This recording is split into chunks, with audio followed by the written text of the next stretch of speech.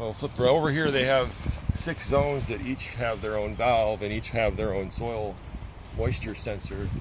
And they specifically, and then they'll run drip irrigation along the crop rows. And the way they want the irrigation to work is for the soil, basically for the irrigation to be demand driven based on soil moisture. So as the soil moisture level sinks to a certain level, certain threshold level, it'll kick on that valve, and then they have an option of either running it for time or running it until it hits a higher threshold. In this particular case, they're comfortable with once it hits a certain level, they want it to run for a certain amount of time, and then they'll cycle through each of the 6 zones, run autonomously. But then you can set basically a dead time after one zone runs, so that zone won't get run again until a certain amount of time to give the other zones a chance to compete.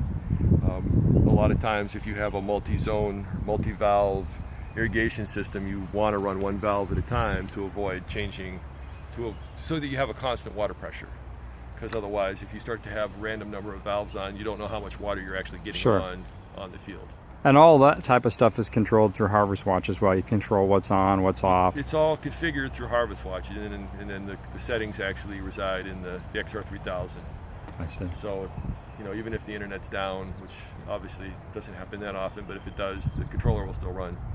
Right. So, great. So.